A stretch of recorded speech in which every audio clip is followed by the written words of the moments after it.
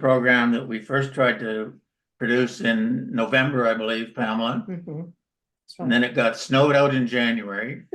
It got canceled in February. Yeah. And now we're into March, so we're now going to make the presentation. The interesting thing about it, though, is that Pamela and I have had a couple of opportunities to sit down, compare notes, and prep the details of the presentation. So in essence, every time it was delayed, we improved the value of the presentation. So you're in for a real treat. So with that type of introduction, I'm going to turn over to Pamela. You can see by the show card that the title is Wine Witticisms, and it's produced by Pamela Rudd. Thank you. Before I begin my talk, I want to say a big thank you to Marion and Carl and Sid for their help and guidance. When I first mentioned to Carl that I had it in my mind to do a presentation on sherry glasses, as I thought they were called at that time, he showed me the EAPG website, and Sid kindly sent a chart showing how to measure a glass to determine its size and name. So my presentation came into fruition.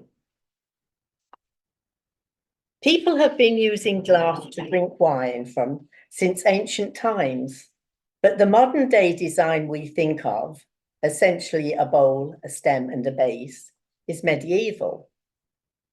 The glass as we know it probably emerged around 1400 Common Era in Venice, which was the centre of the glass-blowing world. The Venetians had learned how to purify their alkaline source, which meant that they could make Cristello, a very sought-after form of clear glass. However, when the Venetian glassmakers began to purify their raw materials to remove elements that caused discoloration, they inadvertently removed some of the things that were making the glass durable, like lime, which acted as a stabilizer. This meant that the original clear glasses could start to deteriorate quite quickly in normal air.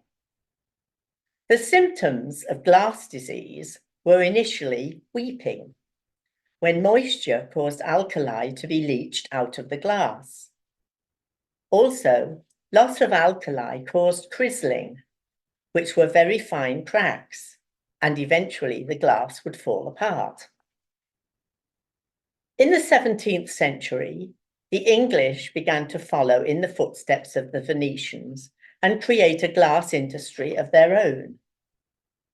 A crucial moment in the development of glass came when the Royal Navy asked glassmakers to stop cutting down oak trees to fuel their fires because they were depleting the forests of trees needed for shipbuilding.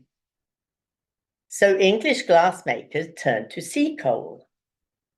This burned so much to much higher temperatures, creating hotter furnaces, which immediately strengthened the glass.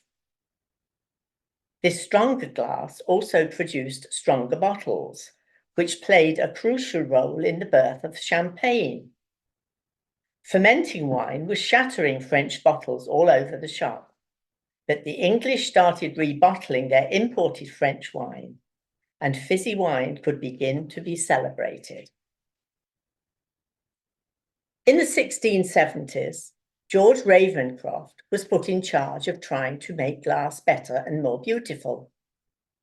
He added lead oxide and flint to the mix, which made the glass stronger still and gave it the look of crystal.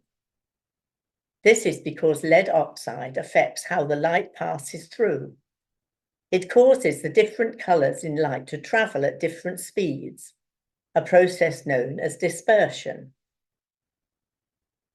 In the early 1700s, the wine glass was kept away from the drinker.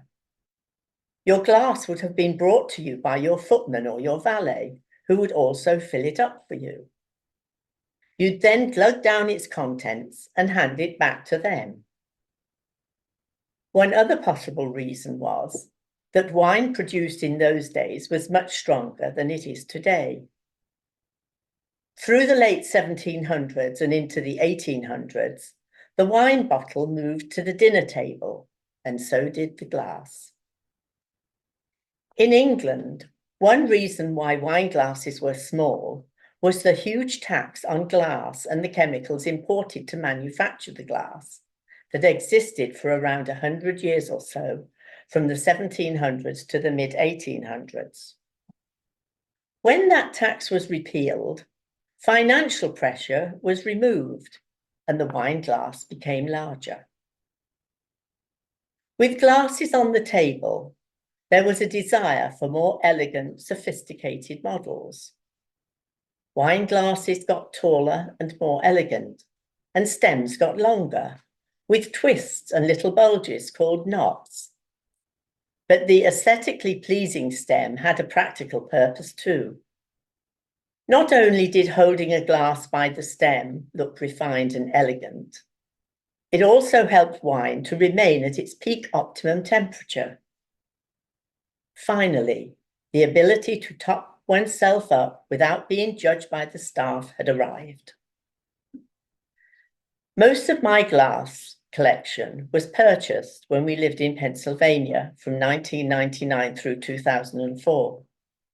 The glasses I am showing today were marked in most stores as cordial or sherry glasses, and I use them for sherry to this day. However, I have since learned that they are indeed wine glasses.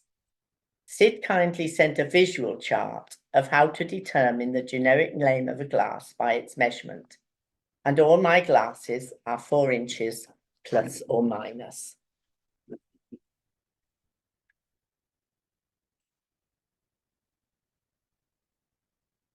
Can I stand up now to do the rest? Mm-hmm.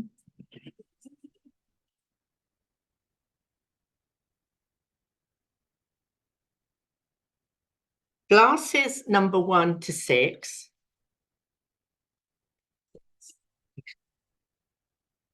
they were made by the US Glass.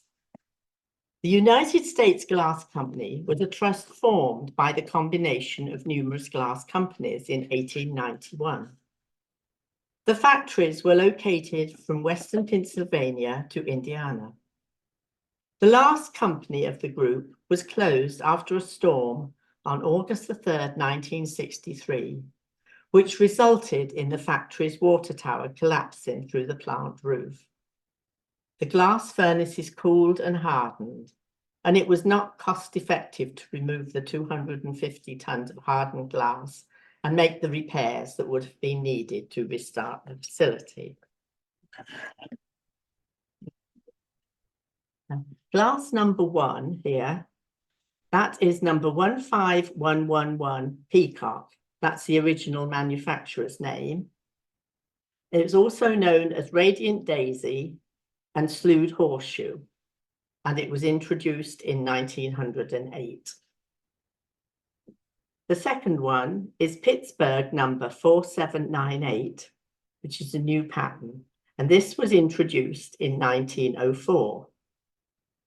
Number 3, 15048 Pennsylvania, that's the original manufacturer's name, also known as Boulder and Kimoni, was one of the Pennsylvania States series, and that was introduced in 1897. Number 4, 15161 Pennsylvania, also known as Panel Dogwood, was also one of the Pennsylvania State series and was introduced in 1915. Number 5, number 15074, Washington, that was the original manufacturer's name, also known as Beaded Base, and was introduced in 1901. And number 6 here, number 15093, the States, that was the original manufacturer's name, also known as Cane and Medallion, and was introduced in 1905. Now, glass number 7 was manufactured by Bakewell Pears. Bakewell and Company was founded in 1807 in Pittsburgh, Pennsylvania, by an English businessman, Benjamin Bakewell. When he saw future success in the glass industry, he co-owned the glass house with his sons, Thomas and Benjamin Page. Throughout the life of the company, Bakewell had a variety of partners, but his longest-lasting partnership was with John Palmer Pears. In 1836, the business was named Bakewell Pears and Company. Glass was produced as free-blown, mold-blown, and pressed in clear and coloured. Decorative techniques included cutting and engraving, and cameo incrustation, that's sulfides, were used. By 1845, Bakewell Pears became the largest flint glass works, making practically every type of glass. The company closed in 1882. And this glass, its name is Almond Thumbprint, Pittsburgh, Pennsylvania, and it was introduced in the 1860s.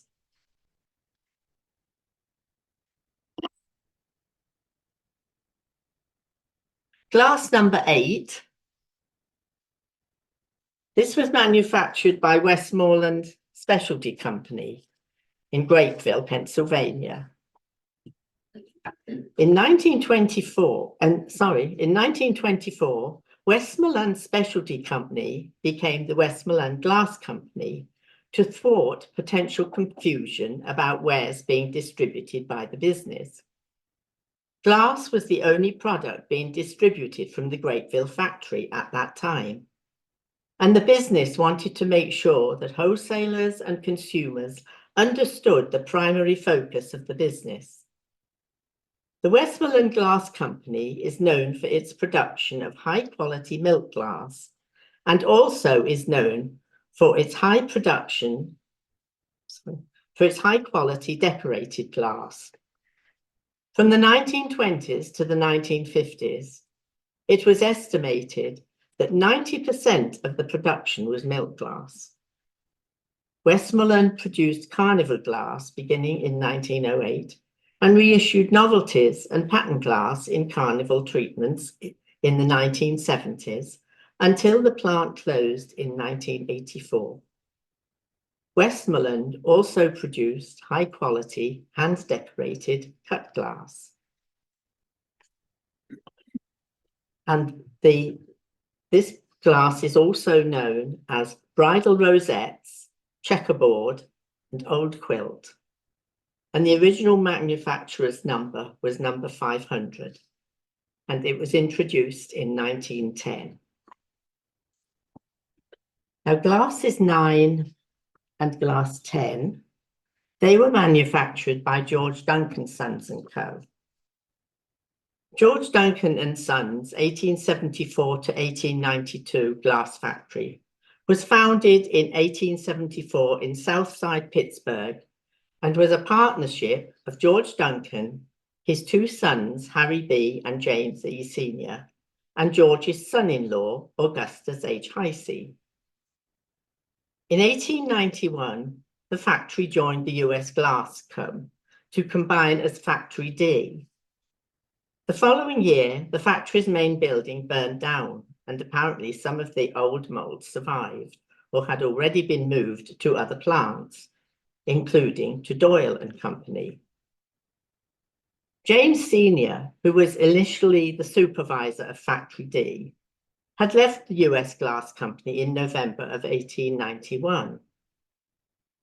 And in 1893, after the 1892 fire, James, his brother Harry, and John Ernest Miller, who had been supervisor of the Pittsburgh Duncan factory mold shop, opened their own factory in Washington, PA, about a half-hour south of Pittsburgh. They formed a new partnership, George Duncan Sons and Co., which had also been known as Geo A. Duncan and Sons from 1893 to 1900. After James died in 1900, John Ernest Miller became a full partner and the factory became Duncan and Miller from 1900 to 1955. Augustus Hisey, who owned the other half of Geo Duncan and Sons through his wife Susan Duncan, stayed with US Glass until he left to form the Hisey Glass Company in the mid-1980s. The relationship between these companies has caused a lot of confusion through the years, but the only connection was the involvement of some of the same people. Other than the name, the connection between the original Geo Duncan and Sons factory and the one that became Duncan and Miller is exactly the same connection that exists between the original company and the Hisey Glass Company. It can be confusing. After all, both factories had similar names, and that wasn't by accident. When James Duncan started up the Washington factory, he wanted people to know that he already had extensive experience in the glass business. Now, glass number 9, Duncan's Sons George & Co., number 42 was the original manufacturer's name. It's also known as Empire and Mardi Gras and was introduced in 1899. Number 10, George Duncan and Sons, number 335. That's the original manufacturer's name.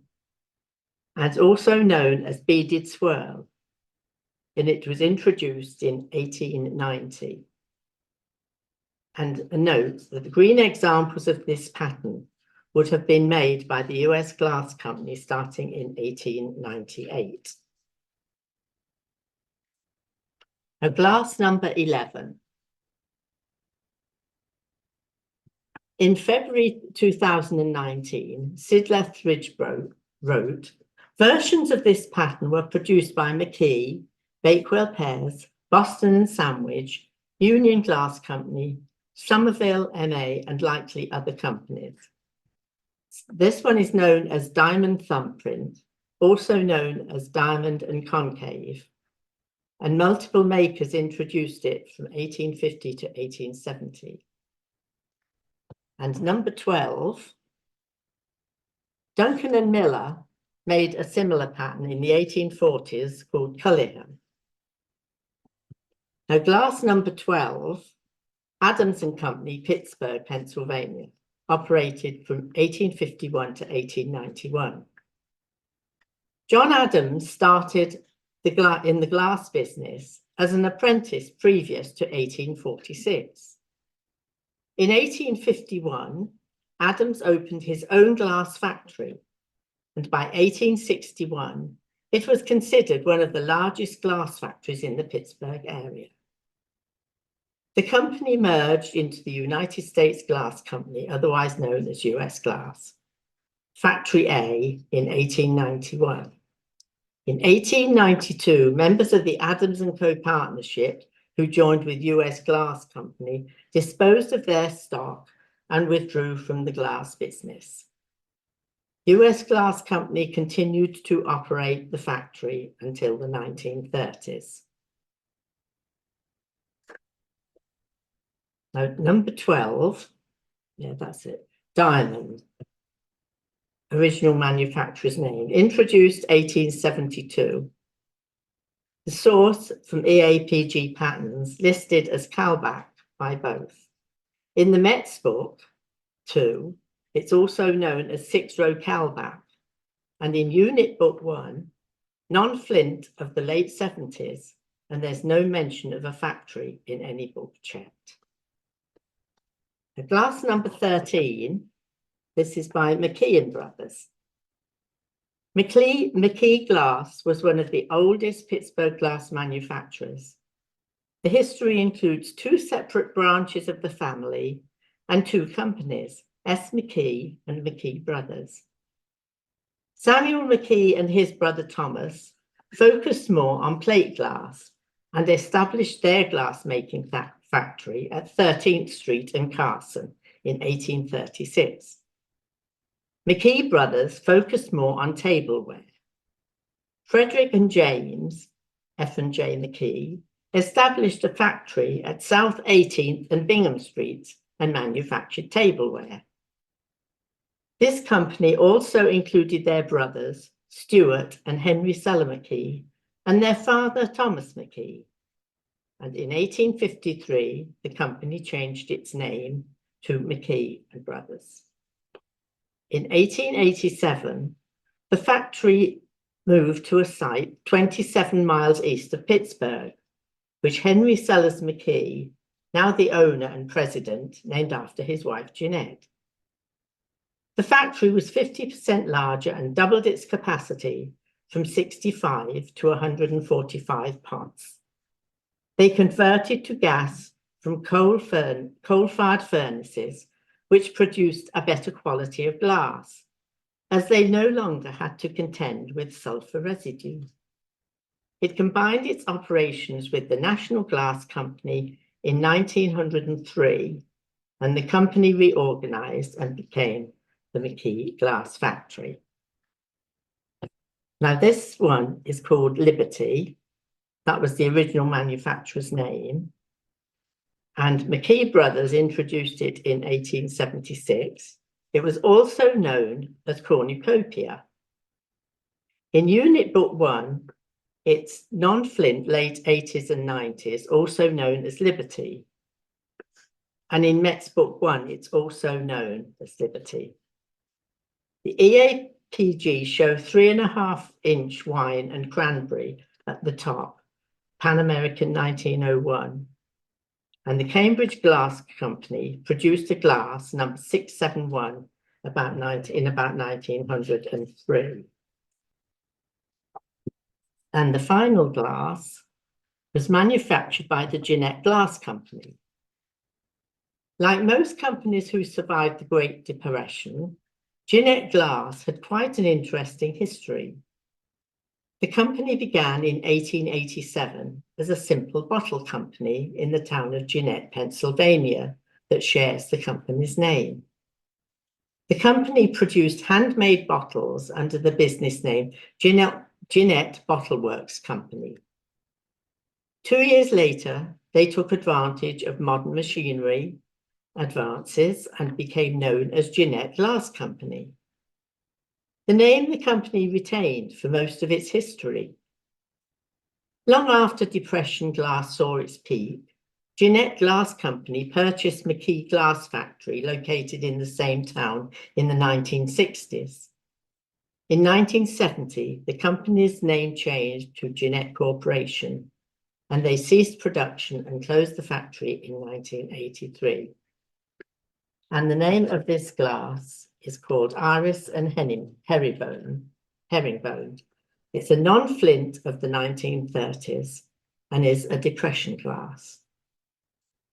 And that ends my talk. Okay. No, Stacey. Okay, I would just like to, on behalf of Glasfax, thank you, Pamela, for putting that presentation together for us. It's been well worth the wait. It's taken us a few months to finally have the opportunity to hear your talk. You put so much research into any presentation that you give that I knew it was just going to have a lot of education for us. And I have to admit that I always wondered why they call those tiny little things wine glasses. Yeah. And you kind of explained that to us, so I appreciate that, and I thank you very much. It was My pleasure. very well Thank you. done presentation. Thank you.